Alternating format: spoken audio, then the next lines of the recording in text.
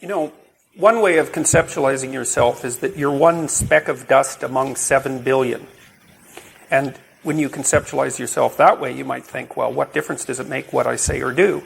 And that's actually quite convenient for you, because if it doesn't matter what you say or do, then you don't have any responsibility and you can do whatever you want. The price you pay for that is a bit of nihilism, but if you don't have to shoulder any responsibility, that's a small price to pay. That's the underground motivation for nihilism. But the other way of looking at it, and this is actually the accurate way of looking at it, is that you're in a network.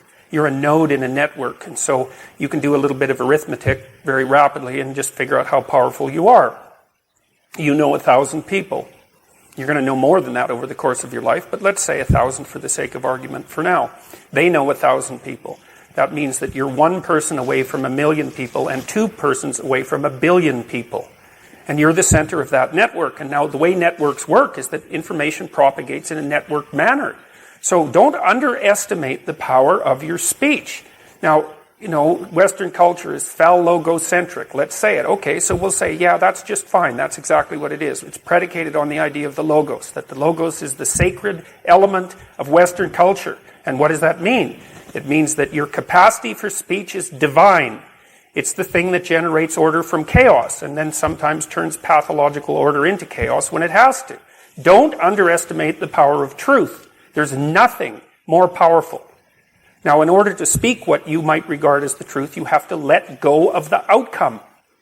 You have to think, all right, I'm going to say what I think, stupid as I am, biased as I am, ignorant as I am. I'm going to state what I think as clearly as I can, and I'm going to live with the consequences no matter what they are. Now, the reason you think that's an element of faith. The idea is that nothing brings a better world into being than the stated truth. Now, you might have to pay a price for that, but that's fine. You're going to pay a price for every bloody thing you do and everything you don't do. You don't get to choose to not pay a price. You get to choose which poison you're going to take. That's it. So if you're going to stand up for something, stand up for your truth. It'll shape you because people will respond and object and tell you why you're a fool and a biased moron and why you're ignorant. And then if you listen to them, you'll be just that much less like that the next time you say something. And if you do that for 5 years, you'll be so damn tough and articulate and able to communicate and withstand pressure that you won't even recognize yourself. And then you'll be a force to contend with.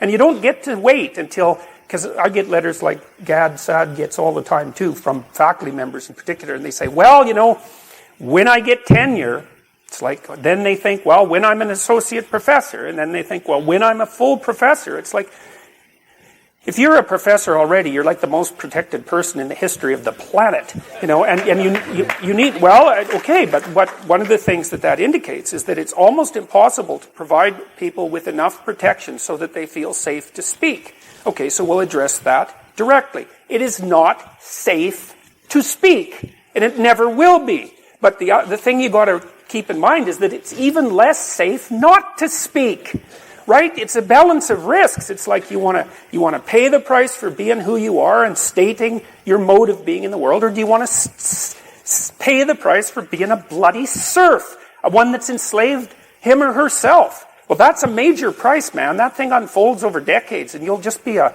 miserable worm at the end of about 20 years of that, right? No self-respect, no power, no ability to voice your opinions, nothing left but resentment because everyone's against you, because, of course, you've never stood up for yourself. It's like, say what you think carefully. Pay attention to your words. It's a price you want to pay if you are willing to believe that truth is the cornerstone of society. And in the most real sense, if you're willing to take that leap, then tell the truth and see what happens. And nothing better could possibly happen to you.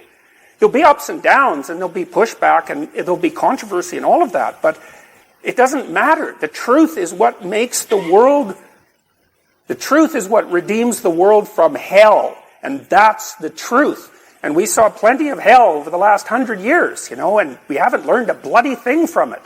It's like, wake up. Tell the truth. Tell the truth. Or at least don't lie. That's a start. And you got to understand that's a risk.